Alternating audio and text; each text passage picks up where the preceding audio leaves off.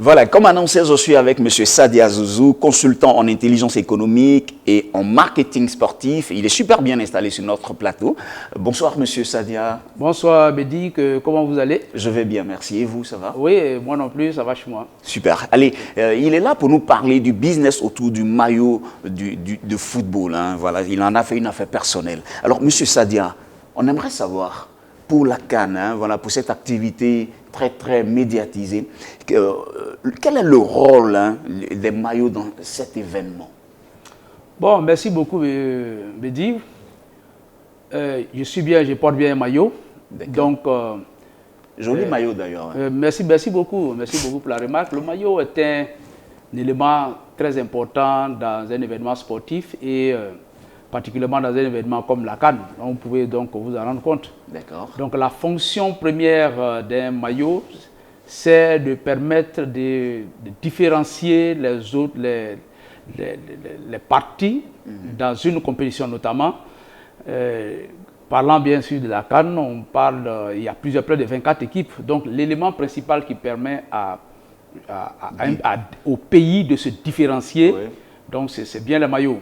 Donc les maillots sont des éléments très importants. D'accord. Et en plus du fait qu'ils soient importants aussi, les maillots sont un peu comme, je vais dire, des panneaux publicitaires. Tout à fait. Lorsque vous regardez par exemple le maillot, vous allez voir que c'est un élément très important dans la visibilité commerciale. C'est un qui entre dans le marketing de ce produit.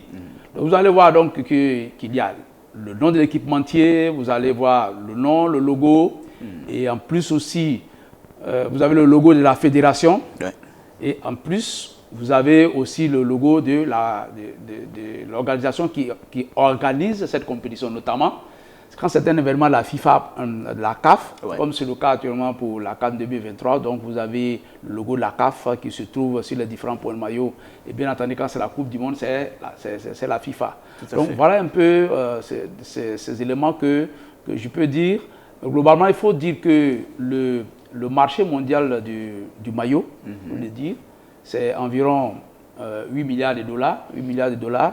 En fait, j'allais vous poser la question, hein, oui. Parce que là, vous avez parlé des équipementiers, oui, là, et nous savons que pour ceux-là, le produit phare, ce sont les maillots. Le produit phare, ce sont les maillots. Ce sont les maillots. Effectivement. Et sur le marché, quelle est la part de marché des maillots?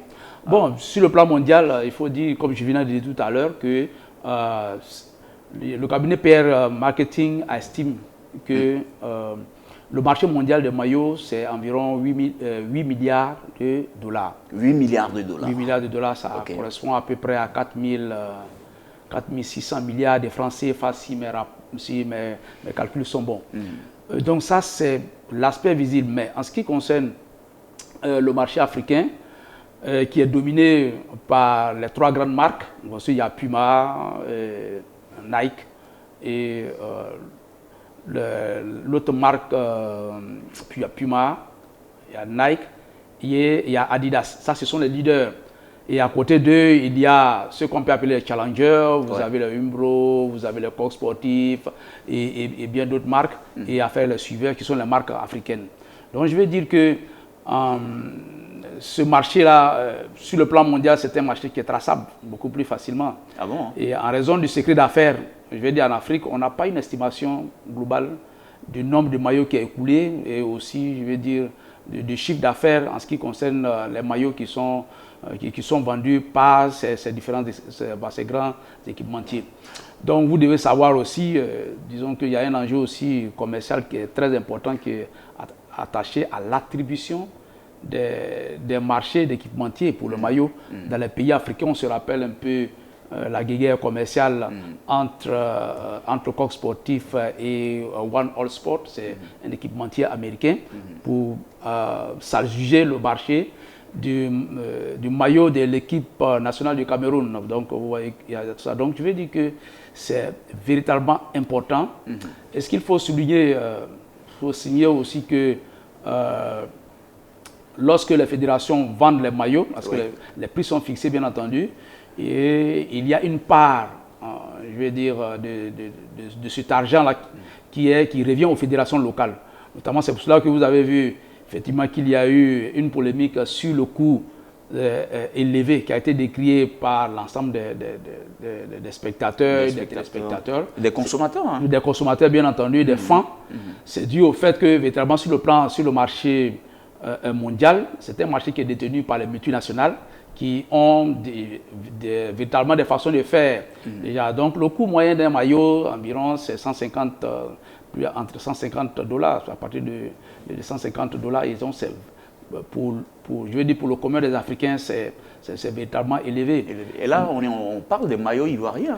Oui, donc on parle de maillots ivoiriens, mais de façon générale, ce n'est pas la Côte d'Ivoire. Mais je veux dire qu'il y a une fourchette. Souvent, ça se trouve entre 80 000 et 150 000 francs CFA le maillot. Et c'est là, les coûts sont fixés en fonction de la notoriété des équipes et aussi en fonction du marché. Vous avez dit, tout à l'heure en offre, lorsqu'on parlait, dans un pays comme la Côte d'Ivoire, aujourd'hui, les maillots originaux sont en rupture de stock, je veux dire. Et là, on parle de quelle quantité?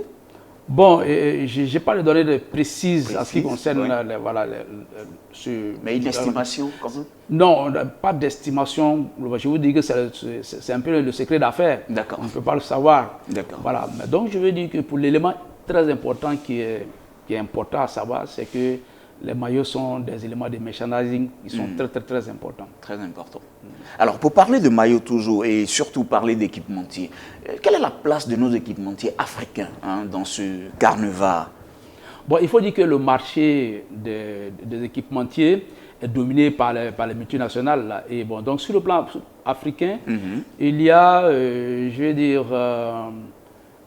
des entreprises.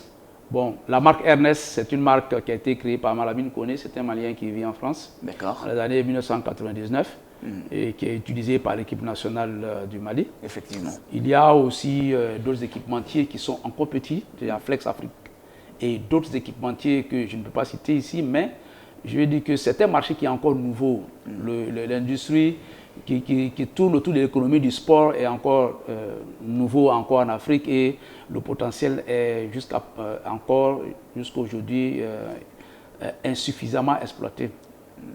Alors selon vous, est-ce qu'il y a des perspectives d'avenir dans ce domaine pour les Africains?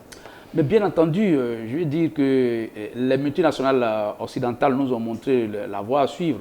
Lorsque vous regardez aujourd'hui, depuis un certain moment, le design des maillots des compétitions africaines au niveau de la CAF a changé. On a commencé à ethniciser. C'est clair. Je veux dire le design en mettant des couleurs locales, africaines. On sent la culture africaine. La culture africaine, notamment dans le maillot du Nigeria, vous pouvez regarder. Du Ghana aussi. Oui, mais du Ghana, bien entendu, parce que le Nigeria est un grand marché, est un marché potentiel pour les grands équipementiers. Le cas de Nike, par exemple, avec l'équipe nationale du Nigeria, bon, on voit un peu, la marque vise environ 1 million de maillots à vendre au niveau du Nigeria.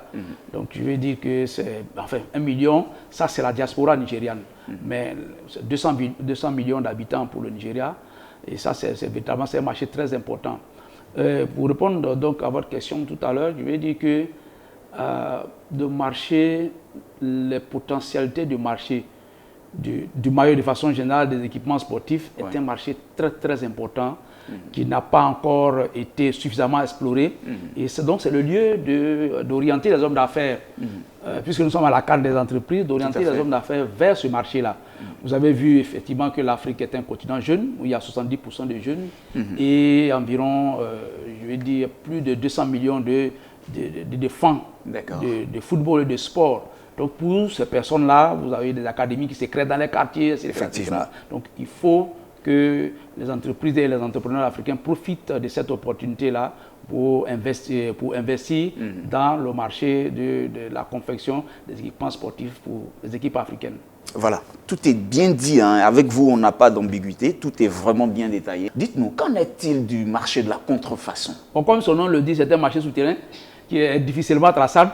Vous avez pu vous rendre compte que les maillots qui ont été les maillots officiels, ça, je profite de ça pour le dire, il y a deux types de maillots. Il y a les maillots authentiques qui sont réservés aux joueurs qui jouent sur le terrain et il y a les types réplicas, voilà, qui sont confectionnés pour les supporters. Mais je veux dire que le coût d'accès élevé des maillots je veux dire que c'est beaucoup plus que le SMIC dans certains pays africains a conduit au développement je veux dire, d'une contrefaçon vraiment très large. Donc quand vous rentrez dans les quartiers ici, vous voyez des maillots, ça et là, à tous les coins de rue actuellement en Côte d'Ivoire, et pas seulement en Côte d'Ivoire, mais dans d'autres pays africains. Donc je veux dire que la contrefaçon pour les équipements sportifs dans le monde entier est très importante. C'est un manque à gagner d'environ 500 millions de dollars à travers le monde aujourd'hui. On peut évaluer ça à 200 milliards de francs CFA, le manque à gagner, et la contrefaçon dans les équipements sportifs. Il faut dire que de façon générale, dans la chaîne de valeur des équipements sportifs, vous avez les équipements sportifs sont conçus dans les pays occidentaux. Ils sont commercialisés, la com, la communication, le fait des pays européens, et puis les maillots sont fabriqués en Chine. Et l'Afrique est le marché, comme toujours d'ailleurs, où on écoule ses produits. Donc je vais dire que c'est un appel que je lance aux hommes d'affaires africains de s'approprier ce marché. Au regard de ce que vous dites, est-ce que c'est un manque à gagner? Mais bien entendu, la contrefaçon est toujours un manque à gagner. Quand je parlais tout à l'heure de manque à gagner d'environ 200 milliards de francs CFA, ça c'est sur le plan mondial, mais sur le plan local, ici vous allez vous en rendre compte. Beaucoup de maillots qui ont été fabriqués, comme le ministre Amicha le disait la fois dernière, il a parlé des maillots d'Agamé. Donc je veux dire, il y a toute une industrie qui est là-bas. C'est un manque à gagner pour l'État, mais ce n'est pas un manque à gagner pour ceux qui s'adonnent à la contrefaçon. Encore que la contrefaçon aussi est un élément dont il faut tenir compte dans l'économie. D'accord. Nous sommes pratiquement au terme de notre entretien, mais rapidement, j'aimerais vous demander, quelle est votre part de solution pour faire face à ce manque à gagner? La solution, d'abord en Afrique, tout est d'abord politique. Il faut la volonté politique. Il faut la volonté politique qui va, je veux dire, mettre tous les éléments en place pour permettre aux entrepreneurs africains de se lancer dans ce marché qui n'est pas encore très, très mature, mais qui regorge et qui a beaucoup de potentialité à offrir aux pays africains. Le sport, on vient de le voir à travers la CAN tout à l'heure, que le sport est un levier très, très, très important du développement économique des pays africains. Et pour finir, vous êtes en maillot. La Côte d'Ivoire joue demain soir. Quel est votre pronostic? Non, la Côte d'Ivoire se qualifie demain 3-0. Je suis formel là-dessus. Voilà. Allez, on va croiser les doigts parce qu'avec la Côte d'Ivoire, il faut s'attendre à tous les rebondissements. Hein, voilà. Allez, je recevais dans le cadre de Foot Business M. Sadia Zouzou, consultant en intelligence économique et surtout marketeur sportif.